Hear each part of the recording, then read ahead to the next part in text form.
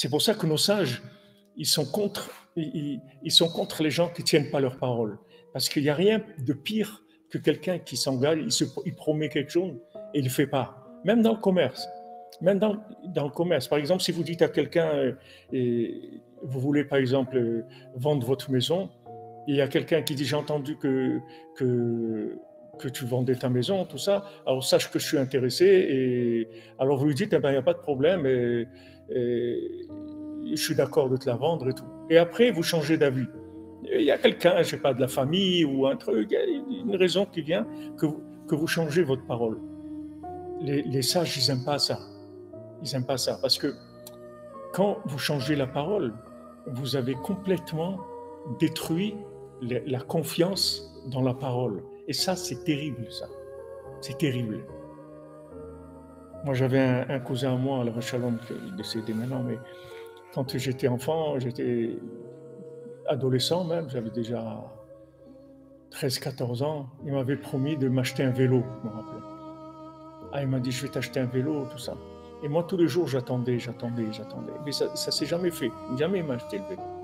Bien sûr, je suis Mourel, pardon, j'ai un problème avec ça. Mais vous voyez que quand la parole, elle n'est pas respectée, c'est quelque chose de terrible. Parce qu'en fait, toute notre vie, on vit avec la confiance dans la parole. C'est ça notre vie. Regardez, vous allez voir, toute votre vie, vous vivez qu'avec ça. C'est parce que les paroles, elles sont vraies, c'est tout. Que quand quelqu'un dit, on va faire ça, alors il va le faire. Que maintenant, si vous touchez une allocation tous les mois, elle va arriver. C'est des engagements. Maintenant, quand vous détruisez l'engagement de la parole, c'est une catastrophe. C'est une catastrophe. Après, on est comme des zombies. On vit dans un monde où on n'a plus de repères. Parce que même si quelqu'un vous dit quelque chose, vous savez que c'est possible que oui, peut-être non. Donc c'est rien, c'est rien du tout.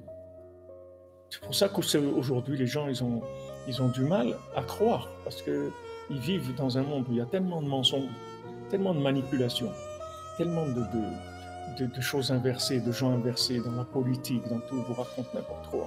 Ce qu'ils racontent c'est pas vrai. On ne sait plus. Ben, même d'écouter des informations, ça sert à rien. Parce que la plupart des trucs, c'est pas vrai. C'est pas vrai. Ils vous disent des trucs qui sont pas vrais. Ils disent, il y a ça là-bas, il y a des trucs, c'est pas vrai. C'est pas vrai. Qu'est-ce que vous allez croire? Donc ça fait du mal. Ça fait du mal. Après, vous entendez une parole d'un tzaddik qui vous dit, voilà, viens Rosh Hashanah, même si tu es irréparable, dans l'année, à Rosh Hashanah, je peux te réparer. Voilà, il vous dit des paroles qui sont simples, claires, mais les gens, ils n'arrivent pas à croire. Le degré de confiance dans la parole est très faible, très très faible. Il y a des gens qui vous disent non, je pense pas, non sur Rosh Hashanah, je pense pas venir. Bon, je suis déjà venu quelques fois, tout ça. Et c'est c'est bizarre comme pourquoi les gens, alors qu'ils n'ont pas un problème pour venir. C'est juste ils y croient pas, c'est tout. C'est-à-dire cette année-là, ils n'ont pas assez de motivation pour venir. Mais cette motivation, elle manque parce que la parole, il y a pas assez de confiance dans la parole. C'est pour ça qu'il faut faire attention dans l'éducation et dans un couple aussi. Il ne faut jamais trahir sa parole. Si vous promettez quelque chose à un enfant ou à votre conjoint, c'est fini. C'est déjà fait. On ne revient jamais en arrière. Jamais, jamais, jamais. Parce que si vous promettez quelque chose à quelqu'un de proche et vous ne le faites pas, c'est terminé. C'est terminé. Vous devenez un guignol. Tout ce que vous allez raconter, c'est toutes des salades. C'est fini. Il ne vous croira plus. C'est fini. Un enfant, vous lui promettez quelque chose, vous ne le faites pas, terminé. Il ne va pas vous le dire, mais il enregistre ça, c'est fini. Après, vous allez dire des trucs, blabla, allez, parle. Et des fois, vous avez un message important à dire. Fini. Vous avez perdu la confiance. Il faut faire très, très attention. Les sages, ils sont très macpides sur ça. Des fois, des gens ils me demandent pour des transactions commerciales et trucs. Je dis, si tu as promis, ouais, mais j'ai quelqu'un, il me propose plus. tu as promis, c'est terminé. C'est fait déjà. Alors que la halakha, elle ne peut pas vous obliger.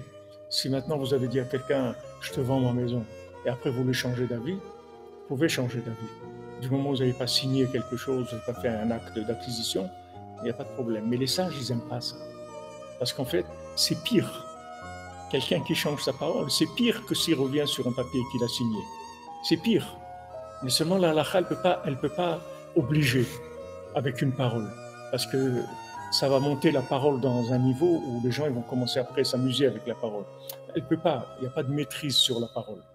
Comme il n'y a pas de maîtrise sur le vol par l'envie. Quand quelqu'un il envie une autre personne, en fait c'est du vol. Comme s'il vient avec sa main et il lui vole, c'est la même chose. Seulement un tribunal il ne peut pas juger ça, parce que c'est des pensées, donc il ne peut pas juger. Mais Rabbeinu dit c'est exactement la même chose. Si tu envies la voiture de ton copain, c'est comme si tu lui voles sa voiture, c'est la même chose. Spirituellement, il se passe exactement la même chose. C'est juste, c'est pas un acte physique, mais c'est la même chose. Le résultat, c'est le même. Tu lui voles la chose par la jalousie, l'envie, ça fait des actions. Ça entraîne des actions, même si on ne fait pas avec les mains. C'est exactement pareil.